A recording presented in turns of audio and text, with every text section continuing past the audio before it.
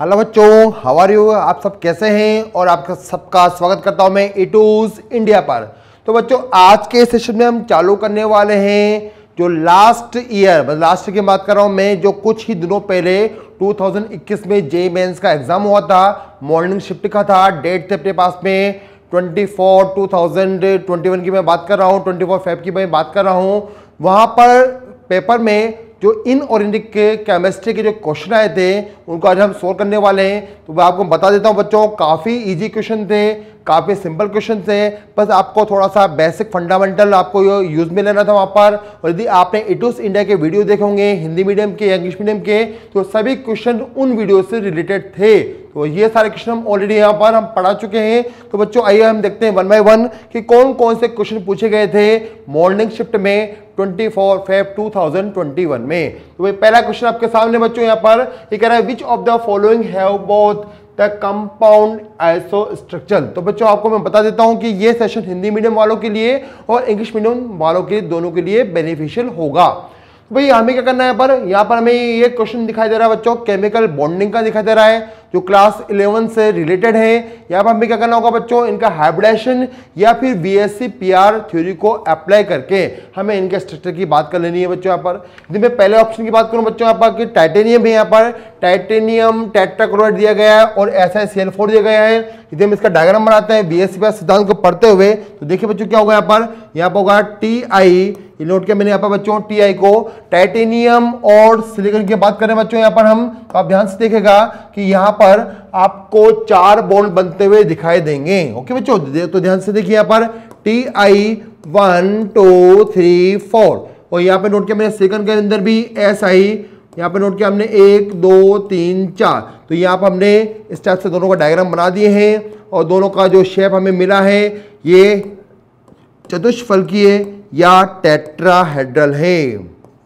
कौन सा बच्चों, यहाँ पर ये टेट्राहेड्रल दिखाई दिया। ओके बच्चों, तो भाई दोनों के यहाँ पर स्ट्रक्चर मुझे सेम दिखाई दे रहे हैं। तो इसका मीनिंग क्या हुआ बच्चों, इसका मीनिंग हुआ कि एक जो पहला ऑप्शन है ये हमारा आंसर होगा 100%। हम बात करें बच्चों बी ऑप्शन की बात करते हैं यहाँ पर, तो यहाँ पर सल्फेट है और यहाँ पर मुझे दिखाई दे रहा है क्रोमेटाइन दिखाई दे रहा है। यदि मैं इसका डायग्राम ड्रॉ करता हूँ बच्चों, तो सल्फेट का डायग्राम कुछ इस प्रकार से बनता है। सल्फर केंद्रीय परमाणु हो जाएगा यहाँ पर और यहाँ पर हमने ऑक्सीजन को ऐड कर दिया है, यहाँ पर डबल बॉन्ड लगा दिया है, यहाँ पर O- लगाया, यहाँ पर भी O- हमने लगा दिया है। साथ ही हम क्रोमियम का डायग्राम बनाते हैं, क्रोमियम के साथ में यहाँ पर 4 ऑक्सीजन हमें दिखाई दे रहे हैं, 2 को मैंने डबल बॉन्ड सेट कर दिया है, डबल बॉन्ड ऐड कर दिया हमने यहाँ पर हमने O- लिखा, यहाँ पे हमने O- लिख दिया है। दोनों का शेप मुझे दिखाई दिया बच्चों कौन सा, टेट्राहेड्रल, क्योंकि यहाँ पर 4 सिग्मा बॉन्ड दिखाई दे रहे हैं, लोन पेयर कोई भी नहीं है, तो ये बनेगा sp3 में टेट्राहेड्रल हमें दिखाई देगा। तो भाई हमारा आंसर अब ए भी हो चुका है, साथ में हमारा आंसर बी भी हो चुका है। चलिए हम आगे ऑप्शन नंबर सी की बात करता हूं बच्चों। तो यदि मैं सी में बीएससी पीआर सिद्धांत लगा देता हूं, थ्योरी लगाता हूं, तो यहाँ पर मुझे दिखाई देगा नाइट्रोजन के साथ में 3 हाइड्रोजन दिखाई दे रहे हैं और हमें पता चला कि यहाँ पर एक लोन पेयर भी है और लोन पेयर की वजह से इसका जो शेप बन चुका है बच्चों, क्या बन चुका है, पिरामिडल बन चुका है। ठीक है, और यदि हम बात करते हैं NO3 की, हम बात करें बच्चों यहाँ पर, तो NO3 के अंदर यहाँ पर देखा मैंने कि यहाँ पर डबल बॉन्ड से ऑक्सीजन मैंने ऐड किया, यहाँ पर हमने एक O- ऐड कर दिया है, यहाँ पर हमने O- को नोट किया। तो इस तरह से यहाँ पर इसका डायग्राम हमने ड्रॉ कर दिया। तो भाई पहला वाला क्या बन चुका है, पहला वाला बन चुका है यहाँ पर पिरामिडल बन चुका है। ओके, और यहाँ पर क्या बन चुका है, ये बन चुका है ट्राइगोनल प्लेनर। क्या बन चुका है भाई, ये ट्राइगोनल प्लेनर बन चुका है। इसका मीनिंग क्या हुआ, समतल त्रिकोणीय बन चुका है।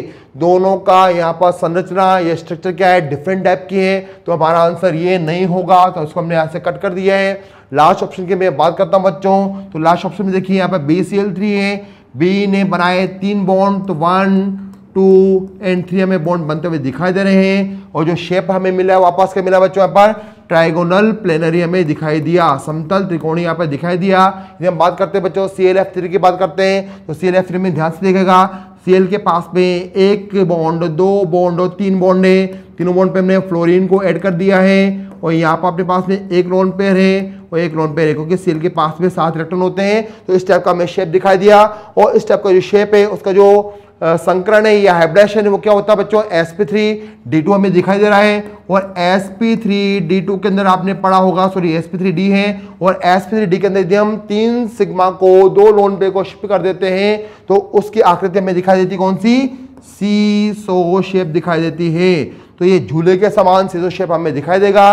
इसका मीनिंग क्या हुआ कि ऑप्शन नंबर 1 में, सॉरी ऑप्शन नंबर डी में यहाँ पर ट्राइगोनल प्लेनर भी है और सीसो है, दोनों डिफरेंट टाइप का है। इसका मीनिंग ये भी हमारा आंसर नहीं है। तो हमारा आंसर क्या होता है बच्चों, हमारा आंसर में ऑप्शन ए और बी शामिल होंगे, इसलिए हम इसको 1 कर देंगे। तो काफी इजी क्वेश्चन था, केमिकल बॉन्डिंग से रिलेटेड था, तो इसको हमने इजीली सोल्व किया। ओके बच्चों, अगले क्वेश्चन पे हम एंट्री करते हैं। भाई अगला क्वेश्चन को हमने स्टडी किया, which of the following ores are concentrated by cyanide of group first element. इसका मीनिंग क्या हुआ भाई, जो फर्स्ट ग्रुप के एलिमेंट होंगे उसका बनाना हमें साइनाइड बनाना है। तो यदि हमने यहाँ पर नोट किया जैसे NaCN या KCN की हम बात कर रहे हैं बच्चों यहाँ पर, ठीक है, तो इनके द्वारा हमें क्या करना है, और को या मिनरल को कंसंट्रेट करके बताना है, संचित करके बताना है, ठीक है। तो भाई ये क्वेश्चन जो है ये 12th क्लास का जो चैप्टर है धातु कर्म या मेटलर्जी से लिया गया है और ये कंसंट्रेशन टर्म से हमें पूछा गया है। तो काफी इजी क्वेश्चन है भाई। यदि हम बात करें यहाँ पर सिडरेट की बात करते हैं तो सिडरेट जो होता है वही आयरन का एक और है और इसका फॉर्मूला होता है FeCO3 होता है। तो भाई यहाँ पर हम इसका कंसिडरेशन इससे नहीं कर पाएंगे क्योंकि यहाँ पर हम कौन सा काम लेते हैं, यहाँ पर ग्रेविटी सेपरेशन हम काम में लेते हैं। यहाँ पर यदि हम कैलेमाइन की बात करें बच्चों तो ये जिंक का और होता है, जिंक कार्बोनेट इसका फॉर्मूला होता है, और कार्बोनेट जो और होते हैं उनका जो कंसंट्रेशन होता है वो भी हम ग्रेविटी सेपरेशन से ही काम में लेते हैं, ठीक है बच्चों। गुरुत्वीय पृथक्करण विधि हम काम में वहां पर दोनों के लिए लेते हैं। यदि हम बात करें बच्चों मेलेकाइट है, यदि मेलेकाइट की हम बात करें तो ये कॉपर का और है बच्चों, यहाँ पर कार्बोनेट और हाइड्रोक्साइड हमें कॉम्बिनेशन में मिलता है और इसका भी हम क्या करते हैं बच्चों, इसका भी हम जो सेपरेशन है वो किसके द्वारा करते हैं, वहां पर हम ग्रेविटी सेपरेशन यानी गुरुत्वीय पृथक्करण विधि द्वारा करते हैं। भाई हमारी आशा टिकी हुई कहां पर, फर्स्ट पर। हम बात करते हैं स्फेराइट की बात करते हैं तो भाई स्फेराइट की हम बात करें बच्चों तो ये क्या होता है, ये मेनली जिंक का मिनरल होता है बच्चों, ठीक है। इसमें क्या होता है, इसमें कुछ अमाउंट में हमें वहां पर क्या मिलता है, आयरन भी मिलता है। तो हम यहाँ बात करें बच्चों यहाँ पर तो यहाँ पर ये जिंक का मिनरल है, कुछ अमाउंट में हमें आयरन भी मिलता है, ठीक है बच्चों। यदि हम बात करें तो दोनों के दोनों एटम होते हैं बच्चों, वो क्या होते हैं, वो दोनों यहाँ पर सल्फाइड से कनेक्ट रहते हैं। यदि हम बात करें सल्फाइड से कनेक्ट रहेंगे तो किस टाइप से रहते हैं, आइए इसको हम देखते हैं। तो हमने यहाँ पर ध्यान से देखा कि यहाँ पर जिंक और जो आयरन है वो सल्फाइड से कनेक्ट रहता है और हम जानते हैं कि जब हम सल्फाइड और को हम बात कर रहे हैं तो यहाँ पर हमें क्या करना पड़ेगा, बेसिक मीडियम लेना पड़ेगा। और बेसिक मीडियम के लिए हम क्या करते हैं, यहाँ पर फर्स्ट ए का क्या ले सकते हैं बच्चों, यहाँ पर साइनाइड आयन ले सकते हैं यानी NaCN ले सकते हैं। तो भाई हमने आंसर दिया कि सल्फाइड आयन का जब हमें कंसंट्रेशन करना है तो फ्लोटेशन विधि काम आती है, प्रोसेस काम आता है जब हम NaCN को इजीली यूज में ले सकते हैं। तो भाई हमारा जो आंसर होगा वो यहाँ पर फर्स्ट होगा। तो काफी बेसिक क्वेश्चन था, काफी इजी क्वेश्चन था, उसको हमने यहाँ पर चुटकियों में सोल्व कर लिया है। जब क्वेश्चन पर नेक्स्ट पे आ जाते हैं बच्चों तो ये क्वेश्चन कभी हमें काफी सारा बड़ा दिख रहा है तो ऐसा नहीं है, जितने बड़े क्वेश्चन होते हैं वो काफी इजी होते हैं। यदि मैं इसकी बात करूं क्वेश्चन की बच्चों तो ये हमें 11th के चैप्टर एस ब्लॉक से या फिर हम देखते हैं इसको यहाँ पर हमें S2 की रिएक्शन देखनी है तो ये हमें यहाँ पर हाइड्रोजन चैप्टर से दिया गया है बच्चों, ओके। तो हाइड्रोजन चैप्टर काफी स्मॉल था, जनरली स्टूडेंट उसको पढ़ते नहीं है, तो आपको ध्यान रखना है कि S2 जो हाइड्रोजन से रिलेटेड है उससे भी क्वेश्चन आते हैं और कई बार आ चुके हैं। तो भाई यहाँ पर ये जो चैप्टर है अपना वो हाइड्रोजन था, उसका टॉपिक है S2O2 की रिएक्शंस। तो S2O2 की काफी अच्छी रिएक्शंस होती है, वहां पर हमें कुछ रिएक्शन को देकर पूछा जा रहा है कि इन रिएक्शनों में S2O2 का बिहेवियर किस टाइप का है, क्या वो ऑक्सीडाइजिंग एजेंट है, क्या वो रिड्यूसिंग एजेंट है, क्या वो ऑक्सीकारक है, क्या वो अपचायक है, ठीक है बच्चों। तो रिएक्शन को हम ध्यान से देखते हैं और हमारा आंसर भी परफेक्ट हमें मिल जाएगा। यदि हम बात करें बच्चों नंबर 1 पर तो देखिए रिएक्शन नंबर 1 में आपको I2 का जो ऑक्सीकरण अंक है या जो ऑक्सीडेशन नंबर है वो आपको 0 दिखाई दे रहा है। लेकिन जैसे ही हमने यहाँ पर देखा कि जो प्रोडक्ट बना हुआ है उसमें क्या है, यहाँ पर आपको -1 दिखाई दिया।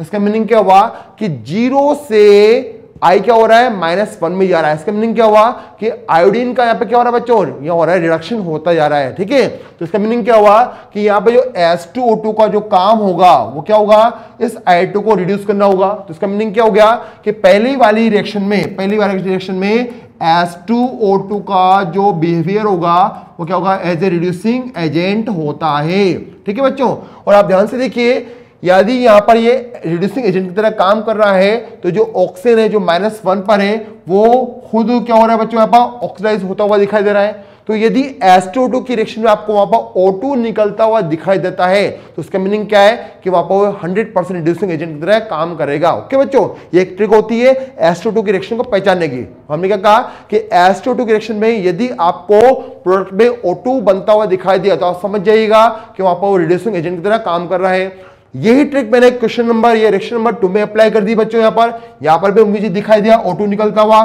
तो मैं आंख बंद करके नोट कर सकता हूं कि इस रिएक्शन में भी H2O2 का जो नेचर होगा वो रिड्यूसिंग एजेंट होगा। और मैं अपने आंसर को कंफर्म करने के लिए एक बार चेक कर लेता हूं ऑक्सीडेशन नंबर को। तो आप देखिए बच्चों यहाँ पर HOCl, यहाँ पर Cl पर जो ऑक्सीकरण अंक दिखाई दिया ऑक्सीडेशन नंबर है वो कितना है, वो +1 होता है। कितना होता है बच्चों यहाँ पर, ये +1 आपको दिखाई दे रहा है। ठीक है, अब आप ध्यान से देखिए कि रिएक्शन में वहां पर +1 किस में चेंज हो गया, वो हो चुका है -1 में चेंज हो चुका है। +1 से माइनस में जाना, इसका मीनिंग क्या हुआ, उस Cl का वहां पर क्या हो रहा है, रिडक्शन हमें दिखाई दे रहा है। यदि रिडक्शन होगा तो ये किसने किया, वो रिएक्शन किसने किया बच्चे, वहां पर ये किया है H2O2 ने किया है। तो इसका मीनिंग क्या हुआ कि इस रिएक्शन में भी या इस अभिक्रिया में भी यहाँ पर H2O2 as a reducing agent हमें दिखाई दे रहा है। तो भाई हमारा आंसर आ चुका है कि दोनों रिएक्शन में क्या है, ये रिड्यूसिंग एजेंट की तरह बिहेव करता है। तो भाई ऐसा ऑप्शन ढूंढते हैं। पहले में दिया है ऑक्सीडाइजिंग एजेंट, ये हमारा आंसर नहीं होगा और हमारा आंसर मिल चुका है ऑप्शन नंबर 2, क्योंकि हमें यहाँ पर दिया है H2O2 is acting as reducing agent in both the reaction. हमारा आंसर परफेक्ट आ चुका है बच्चों, क्या आंसर आ चुका है 2। तो काफी इजी क्वेश्चन था। क्वेश्चन पर नेक्स्ट में हम एंट्री करते हैं बच्चों। यहाँ पर तो यहाँ पर हमें दिया गया है एल्यूमिनियम के साथ में हमें रिएक्शन करानी है, NaOH की करानी है, एक X कंपाउंड बनने वाला है। उस X कंपाउंड की हमने रिएक्शन कराई है Y गैस के साथ में, तो हमें एक Z कंपाउंड वहां पर बनता हुआ दिखाई देगा। तो भाई ये क्वेश्चन यदि हम बात करें तो ये 12th क्लास के P ब्लॉक चैप्टर से लिया गया है। P ब्लॉक चैप्टर से ये लिया गया है और ये ग्रुप नंबर 13, जो ग्रुप नंबर 13 के मेंबर होते हैं वहां से हमसे पूछा गया है। या ये क्वेश्चन एक जो चैप्टर अपना 12th क्लास में मेटलर्जी उससे भी बिलोंग करता है, पर ये मोस्टली अपने 12th क्लास के P ब्लॉक से इसको हम रिलेट करेंगे। ओके बच्चों, और ध्यान से देखिए बच्चों, रिएक्शन में पड़ी है यहाँ पर जब हम बात करें एल्यूमिनियम की बात करते हैं बच्चों यहाँ पर कि एल्यूमिनियम एक यहाँ पर एलिमेंट है, अपने पास में तत्व है। जब मैंने इसकी रिएक्शन करा दी NaOH के साथ रिएक्शन करा रहा हूं तो यहाँ पे क्या होगा बच्चों, जो एल्यूमिनियम है वो OH को गेन करेगा और OH को गेन कर सकता है। तो कितने गेन कर सकता है बच्चों, यहाँ पर वो 4 OH को गेन करेगा। तो क्या बनेगा, OH4- बन जाता है। और इस OH4- को हमने बैलेंस किया किसके द्वारा, Na के द्वारा इसको हम बैलेंस कर सकते हैं। तो भाई पहला कंपाउंड क्या बना अपने पास में, इस टाइप का कंपाउंड बनता हुआ दिखाई दिया। अब इस कंपाउंड के अंदर हमें क्या करना है, ये संकुल यौगिक है, कॉम्प्लेक्स यौगिक है, हमें यहाँ पे क्या करना है, इस संकुल में एसिडिक मीडियम एंटर करा देना है। यदि हम एसिडिक मीडियम एंटर कराते हैं तो ये आपका बेसिक पार्ट और वहां का एसिडिक पार्ट मिलकर क्या बनेगा, वहां पर कंपाउंड बनने लगेंगे। ठीक है, तो वहां पर हमने क्या किया, CO2 के इसके अंदर एंटर करा दिए। CO2 को एंटर कराने से यहाँ पर OH क्या होगा, यहाँ पर ब्रेक होंगे। ब्रेक होने के बाद भी क्या बनेगा बच्चों, यहाँ पर ब्रेक होने के बाद बनेगा Al2O3। और जितना भी OH ब्रेक होगा वो किस फॉर्म में रहेगा, वहां पर वो आ जाएगा अपने पास में XH2 को फॉर्म में दिखाई देगा। तो इसका मीनिंग क्या हुआ कि रिएक्शन काफी इजी थी। हमने यहाँ पर क्या किया, एल्यूमिनियम के ऊपर जो चार्ज होता है +3 उसके अकॉर्डिंग यहाँ पर OH को एंटर करा दिया। यहाँ पर एल्यूमिनियम 4 OH को गेन करता है, एक संकुल बनता है, कॉम्प्लेक्स बनता है। CO2 के प्रेजेंस पे क्या करता है बच्चों, वो CO2 के प्रेजेंस में वहां पर वो वाटर को रिलीज कर देता है और हमारा आंसर क्या जाता है, Al2O3 आ जाता है। तो भाई ये जो हमने लिखा है ये तो हो गया अपने हमारे पास में Z हो चुका है। और जो ये कॉम्प्लेक्स हमने बनाया था ये कौन सा हो चुका है, ये हो चुका है अपने पास में X हो चुका है। ये कौन सा बच्चों, ये X हो चुका है। और आपने यहाँ पर जो एसिडिक गैस ली है वो क्या है, CO2 है, ये अपने पास हो चुका है Y। तो हमने इसको काफी आसानी से पहचान लिया है कि X Y Z क्या क्या है। तो हमारा आंसर ढूंढना, हमने यहाँ पर सर्च किया तो हमें पहला ऑप्शन यहाँ पर करेक्ट दिखाई दिया। तो काफी सिंपल रिएक्शन है, बेसिक रिएक्शन होती है, इनको रटने की आवश्यकता होती है, इनका कॉन्सेप्ट होता है, इसको आप ध्यान से पढ़िएगा। बच्चों नेक्स्ट नंबर पर आते हैं कंपोजिशन ऑफ गन मेटल की बात करें। भाई गन मेटल क्या है, एक एलॉय होता है, ठीक है, मिश्र धातु होती है। तो उस गन मेटल में कौन कौन से आप धातु या मेटल को यूज में लेते हैं। तो ये क्वेश्चन मैं आपको बता दूं बच्चों, ये क्वेश्चन अपने 8th 9th 10th का ही क्वेश्चन है। और ये अपने चैप्टर की हम बात करें तो ये आपको मेटलर्जी या धातु कर्म में मिल जाता है। तो जिन्होंने 9th 10th को अच्छी तरह पढ़ा हुआ है वो इस क्वेश्चन को बहुत इजीली सोल्व कर सकते हैं। ठीक है बच्चों, तो यदि आपको याद होगा बच्चों कि गन मेटल के अंदर कुछ एलिमेंट होते हैं जिनका नाम है कॉपर है, जिंक है और टिन है। तो कॉपर, जिंक और टिन मिलकर क्या बनाते हैं भाई, गन मेटल का फॉर्मेशन करते हैं। तो हमने लिखा कॉपर एंड जिंक एंड यहाँ पर लिखा हमने SN, ये मिलकर क्या बनाते हैं, यहाँ पर ये बना देते हैं गन मेटल बनाते हैं, गन मेटल का फॉर्मेशन करते हैं। और ये क्या है, अपने पास में एलॉय का काम करता है। ओके बच्चों, तो सिंपल आंसर है, ऐसा ऑप्शन हमें दिखाई दिया। ऑप्शन नंबर 1 में हमारे क्वेश्चन का आंसर आया 1। नेक्स्ट हम बात करते हैं बच्चों, यहाँ पर ये कह रहा है कि आपको कुछ एलिमेंट दिए गए हैं जिसका नाम है मैग्नीशियम है, एल्यूमिनियम है, सिलिकॉन है, फास्फोरस है, सल्फर है। यदि हम ध्यान से देखें तो ये जो क्वेश्चन है ये 11th क्लास के चैप्टर नंबर जो आपके पास में था आवर्त सारणी यानी पीरियोडिक टेबल, उससे लिया गया है। तो भाई वहां पर हमने पढ़ा था आयोलेशन एनर्जी की, हमने डिस्कस किया था वहां पर। यदि आपने अभी तक नहीं देखा है तो आप हमारे वीडियो को जरूर देखें, वहां पर हमने इसके ऑर्डर को बहुत आसानी से समझा रखा है और यही ऑर्डर हमसे इस बार जेईई मेंस में पूछ लिया गया है बच्चों। ओके, तो मैं आपको बता देता हूं बच्चों, यहाँ पर यदि मुझे इसका ऑर्डर अरेंज करना है तो मैं किस टाइप से अरेंज करता हूं। यहाँ पर सबसे पहले क्या करना होगा आपको इन एलिमेंट को इनके आवर्त के अनुसार या पीरियड के अनुसार जमा लें। तो हमने इसको अरेंज किया, हमने नोट किया, यहाँ पर मैग्नीशियम नोट किया है, यहाँ पर एल्यूमिनियम आगे आता है, इसके बाद में सिलिकॉन है, सिलिकॉन के बाद में फास्फोरस है और यहाँ पर फिर क्या आएगा बच्चों, सल्फर आता है। आपने पढ़ा होगा भाई यदि मुझे आयनन विभव के क्रम में जमाना है, आयोलेशन पोटेंशियल के क्रम में जमाना है तो मुझे दो बातों का ध्यान रखना पड़ता है, half field fully field configuration मुझे देखना पड़ता है, साथ में मुझे जेड इफेक्ट भी देखना पड़ता है। इनमें से दोनों में से जो डोमिनेंट फैक्टर है वो कौन सा है, half field fully field factor होता है। ठीक है, और हमने ये भी पढ़ा था बच्चों कि किसी भी पीरियड में यदि हम लेफ्ट टू राइट मूव करते हैं तो जनरली आई की वैल्यू या आई पी की वैल्यू क्या होती है, इंक्रीज होती है। इसका मीनिंग क्या हुआ कि इधर वालों का आई पी का मान कम होगा, उधर वाले एलिमेंट के आई पी का मान अधिक होगा। तो हम अधिक वाले के पास चलते हैं। अब ध्यान से देखिए बच्चों, यहाँ पर जो फास्फोरस है इसके बाह्यतम कोश में या आउटर शेल में आपको जो विन्यास मिलेगा वो मिलेगा 2s2 2p3 मिलता है, इसका कॉन्फ़िगरेशन हुआ। यदि मैं सल्फर की बात करूं बच्चों यहाँ पर, तो सल्फर की यदि बात करते हैं तो यहाँ पर होगा 3s2 और ये हो गया अपने पास 3 क्या होगा भाई, यहाँ पर 4 हमें दिखाई देगा। ये p फास्फोरस नंबर आवर्त संख्या 3 में, तो आप इसको 3 में नोट कर लें। ठीक है, क्योंकि ये आवर्त संख्या 3 के तत्व हैं सभी। अब हमने क्या किया, हमने देखा कि ये फास्फोरस में हाफ फील्ड कंडीशन है, हाफ फील्ड हमें कॉन्फ़िगरेशन मिला और हाफ फील्ड क्या होता है, बहुत स्टेबल होता है, इलेक्ट्रॉन निकालना काफी मुश्किल है। तो मैंने फास्फोरस सल्फर को कंपेयर किया तो मुझे यहाँ पर फास्फोरस ज्यादा दिखाई दिया, कौन से वैल्यू में, आईपी वैल्यू में। यदि हम बात करते हैं बच्चों यहाँ पर एल्यूमिनियम या सिलिकॉन फास्फोरस को मैं कंपेयर करता हूं तो यहाँ पर आपने देखा सिलिकॉन के पास में क्या होगा बच्चों, सिलिकॉन के पास में आपको दिखाई देगा 3s2 एंड 3p2। यहाँ पर कोई हाफ फील्ड फुली फील्ड नहीं है, लेकिन मैं फास्फोरस से कंपेयर कर रहा हूँ और फास्फोरस के पास में क्या हाफ फील्ड है, तो फास्फोरस का अभी भी आईपी ज्यादा होगा। नेक्स्ट हम बात करें बच्चों एल्यूमिनियम सिलिकॉन की बात करता हूँ बच्चों, तो एल्यूमिनियम के पास में यहाँ पर कितना होता है, यहाँ होता है 3s2 3p1। आपने ध्यान से देखा कि एल्यूमिनियम सिलिकॉन में दोनों में कहीं पर भी half field fully field configuration नहीं दिखाई दे रहा है। तो यहाँ पर आप देखेंगे जेड इफेक्ट की वैल्यू ज्यादा किसकी होती है भाई, सिलिकॉन की ज्यादा होती है। सिलिकॉन की ज्यादा होगी तो इलेक्ट्रॉन निकालना भी काफी मुश्किल है, सिलिकॉन का आईपी ज्यादा होगा कंपेयर टू एल्यूमिनियम। यदि मैं बात करूं मैग्नीशियम और एल्यूमिनियम की तो यहाँ पर मुझे दिखाई देगा मैग्नीशियम में 3s2 का मीनिंग हुआ कि यहाँ पर जो एस का पेनिट्रेशन पावर है, भेदन क्षमता है, वो ज्यादा है कंपेयर टू p ऑर्बिटल या p कक्षक के कंपेयर में। या हम बोल सकते हैं कि s फुली फील्ड है और p क्या है, पार्शियली फील्ड है। तो इलेक्ट्रॉन निकालना कहां से मुश्किल होगा भाई, ये मुश्किल होगा मैग्नीशियम के साथ में। तो इसका मीनिंग क्या हुआ बच्चों, यदि इसको हम रियल में अच्छी तरह से अरेंज करते हैं तो इसका मीनिंग हुआ कि इस p को जाना चाहिए इधर की तरफ आना चाहिए और s को इधर जाना चाहिए, तो ये सही हो जाएगा करेक्ट। इस प्रकार से यहाँ पर मैग्नीशियम को इधर आना चाहिए और एल्यूमिनियम को इधर आना चाहिए, क्योंकि इसके आईपी का मान कम है। तो इस प्रकार से हम इसको अरेंज कर सकते हैं। तो फाइनल ऑर्डर क्या मिलेगा बच्चों में, ये मेरा हमें एस की जगह हम लिखेंगे p, सबसे अधिक है आई की वैल्यू या आईपी की वैल्यू, उससे कम कौन से मिला, सल्फर मिला।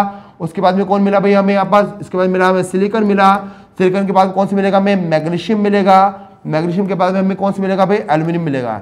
इस प्रकार से इसका क्रम हम आसानी से जमा सकते हैं। ये क्रम हमने अरेंज किया है आईपी का, ये आयोनेशन पोटेंशियल का क्रम हमने जमा दिया है और हमारा ये आंसर हमें मिल चुका है। ये हमारा आंसर क्या होगा बच्चों, 100% करेक्ट होगा। तो काफी इजी क्वेश्चन था, बेसिक चैप्टर था, आवर्त सारणी पीरियोडिक टेबल, उससे ये क्वेश्चन पूछा गया था। तो काफी इजी क्वेश्चन हमें ये लगा। जब बच्चों बात करते हैं नेक्स्ट नंबर पर, जब बात करें तो पूछा जा रहा है कि यहाँ पर उभयधर्मी प्रवृत्ति यानी एम्फोटेरिक नेचर का कौन होता है।